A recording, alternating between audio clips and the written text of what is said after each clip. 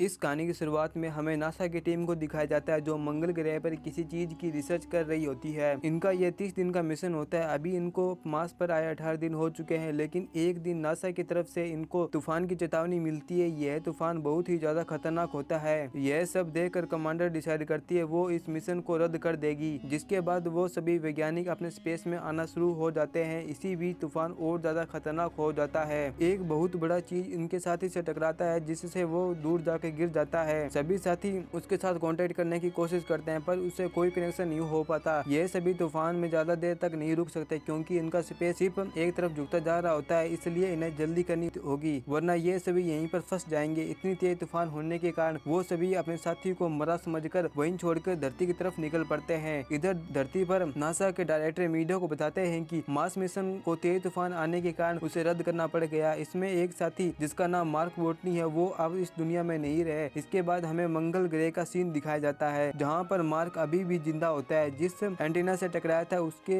एक छोटा सा पार्ट मार्क के सूट में घुस गया, जिसके कारण उसका ऑक्सीजन लेवल बना रहा और इसी कारण वो बच गया। फिर वो स्टेशन पर आता है। वो जैसे तैसे उस एंटीना को पार्ट को निकालता है और टांके लगाता है। थोड़ी देर आराम करने के बाद वो रिकॉर्डिंग ऑन करता है और सारी बातें बताना शुरू कर देता है। अगर वो मर जाए तो दूसरा वैज्ञानिक को पता चलना चाहिए कि उसके साथ क्या क्या हुआ है। वो सभी चीज करने के बाद पता चलता है यहाँ पर कोई भी ऐसा चीज नहीं है जिसे नासा को कांटेक्ट करे। यह रूम 30 दिन के लिए ऑक्सीजन के लिए बनाया गया है, जिसके बाद वो किसी भी कारण मर सकता है, क्योंकि यहाँ पर ना ही पानी होता है और यहाँ पे खाना ही बहुत कम होता है और ना ही यहाँ पे ऑक्सीजन है। इसके पास सिर्फ एक ही उम्मीद है, जो कि मार्स का अगला मिशन, जो कि 4 साल बाद होने वाला है। मतलब उसको 4 साल तक खुद को जिंदा रखना होगा। पर मार्क हार मानने वालों में से नहीं था, क्योंकि वो एक बोटनिकल होता है। वो प्लान बनाता है कि वो मंगल ग्रह पर आलू की खेती करेगा, जिससे वो 4 साल तक और जिंदा रह पाएगा। अब 31 दिन बीत चुके हैं। अब वो खेती करना चालू कर देता है। मार्क अपनी ही बेस्ट से खाद बनाता है और आलू उगाता है। यह काम इतना आसान नहीं होता, क्योंकि खेती करने के लिए उसे पानी की भी जरूरत होती है, जिसका मार्क अपनी नॉलेज से इसी का जुगाड़ करके भी निकाल लेता है, जिसमें पहले हाइड्रोजन और ऑक्सीजन को मिला दो और उसे जलाओ। वो इस फॉर्मूले के साथ पानी निकालने की कोशिश करता है, पर उसकी ऑक्सीजन के कारण वहाँ पर धमाका हो जाता है। फिर इसके बाद मार्क अपने सिर पे हेलमेट लगा के फिर दोबारा ट्राई करता है और इस बार मार्क पानी बनाने में कामयाब हो जाता है। कुछ दिन बाद मार्क पहली बार एक आलू के पौधे को अंकुरित होते देखता है। ये देखकर वो बहुत ज्यादा खुश हो जाता है। वहीं हमें धरती का सीन दिखाया जाता है, जिससे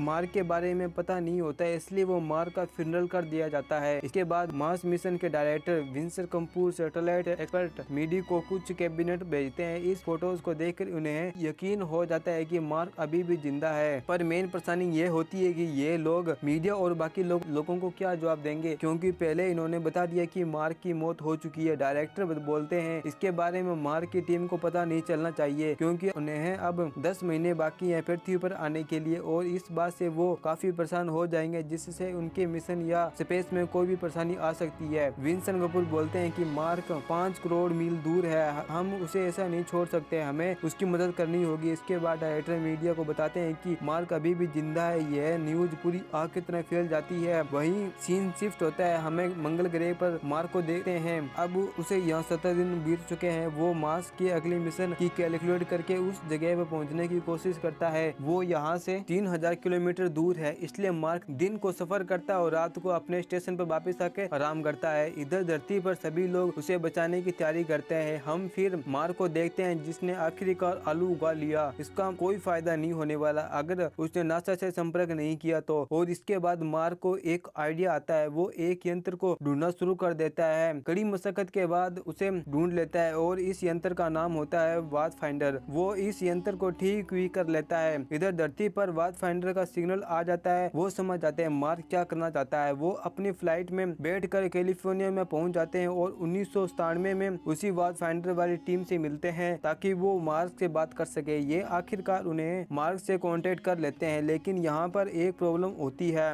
वो सिर्फ हाँ या ना में जवाब दे सकते हैं और ये मैसेज पहुंचने में करीबन 32 मिनट लग जाते हैं। लेकिन मार्क वुड जो एक ब्रिलियंट माइंड का होता है, वो इसका समाधान ढूंढ लेता है। वो अपने साथी की टूल से अस्के बुक के जरिए बहुत सारी बोर्ड्स लेकर मैसेज भेजना शुरू कर देता है। वही नासा वाले अपने रोवर के चारों तरफ अस्के कोड रख देते हैं और जो भी नासा वाले कहना चाह रहे थे वो कैमरे की तरफ मोड़ देते हैं। अस्के कोड के जरिए नासा वाले मार्क को सॉफ्टवेयर पेज भेजते हैं, जिसके कारण वो नासा वालों से आसानी से कांटेक्ट कर पा रहे हैं। जब मार्क को पता चलता है उसके बारे में उसकी टीम को कुछ नहीं पता, वो इस बात से काफी नाराज हो जाता है, जिसके बाद नासा वाले उसके टीम को भी बता देते हैं कि मार्क अभी भी जिंदा है। और ये जानने के बाद सभी टीम वाले हैरान हो जाते हैं और कमांडर बोलती है, यह मेरी गलती है, मैंने ही मार्क को वहाँ अकेला छोड़ दिया था, जिसके कारण वो वहाँ पर फंस गया। इधर नासा वाले एक बेस को बनाने की तैयारी करने लगते हैं जिससे वो मार्क को फूड की सप्लाई पहुँचा सके और जिससे वो 4 साल तक जिंदा रह सके। इसे बनाने के लिए करीब 6 महीने लगने वाले थे, लेकिन डायरेक्टर के बार बार दबाव के कारण इन्हें सिर्फ 3 महीने में तैयार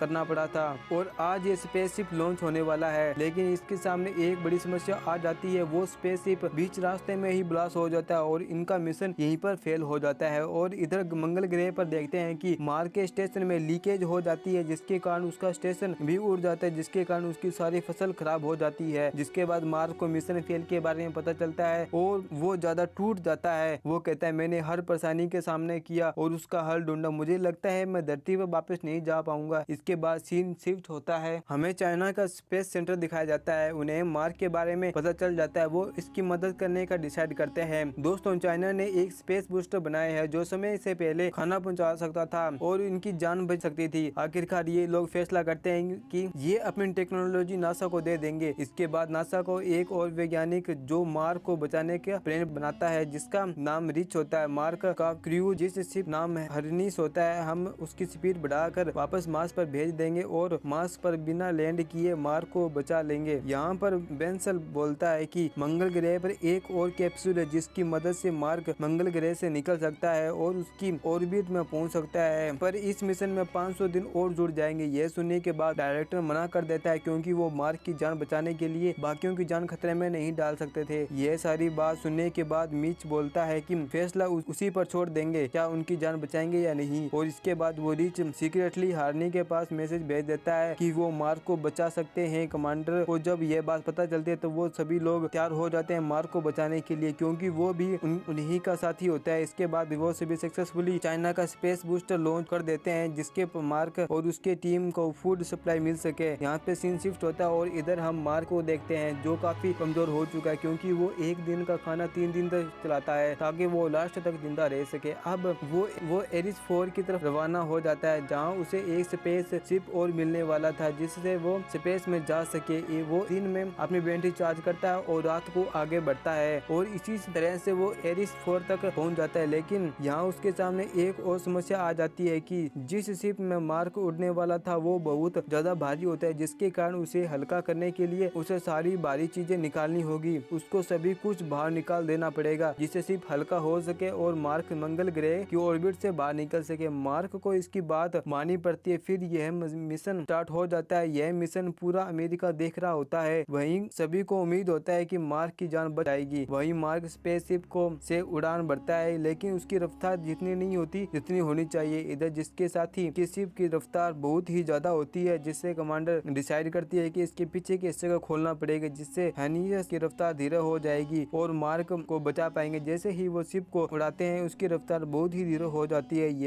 यह कमांडर खुद शिप से बाहर जाएगी और मार्क को बचा लाएगी, लेकिन जब वो बाहर आती है तो उसकी रस्सी छोटी पड़ जाती है, जिसके बाद मार्क अपने स्पेस में छेद कर देता है, जिसके प्रेशर के कारण मार्क सुपरमैन की तरह उड़ने लगता है। यहाँ उसका हाथ छूट जाता है, लेकिन कमांडर उस पर रस्सी लपेट कर अपनी तरफ खींच लेती है और उसकी जान बचा लेती है। जिसके बाद नासा और बाकी को पता चल जाता है कि मार्क को बचा लिया गया है। सभी लोग खुशी से झूम उठते हैं। इसके बाद मार्क वापस शिप में आ जाता है, जिससे अपने दोस्तों से मिलता है, जिसे देखकर वो काफी इमोशनल हो जाता है और 500 से ज्यादा दिन मंगल ग्रह पे बिता दिया, क्योंकि उसने कभी भी हार नहीं मानी। वो हमेशा परेशानियों से लड़ता रहा, इसके कारण उसकी जान बच पाई। इसके बाद दिखाया जाता है कि मार्क धरती पर आ चुका है, उसे सर्वाइवल स्टेटर बना दिया गया है। वो सभी लोगों को गाइड करता है कि अगर कोई मार्स पर फंस जाए तो वो जिंदा कैसे रह सकता है। फिर हमें 5 साल बाद का सीन दिखाया जाता है, जहाँ उसकी सारी टीम मेंबर अपनी लाइफ में सेट हो चुके हैं और टीवी पर एरिस 5 मिशन को देखते हैं, जो सक्सेसफुली लॉन्च हो जाता है। इसी के साथ ये प्यारी सी मूवी यहीं पर समाप्त हो जाती है। आपको ये मूवी कैसी लगी कमेंट बॉक्स में जरूर बताएं। चलो मिलते हैं हम अगली वीडियो में, जब तक टाटा बाय बाय।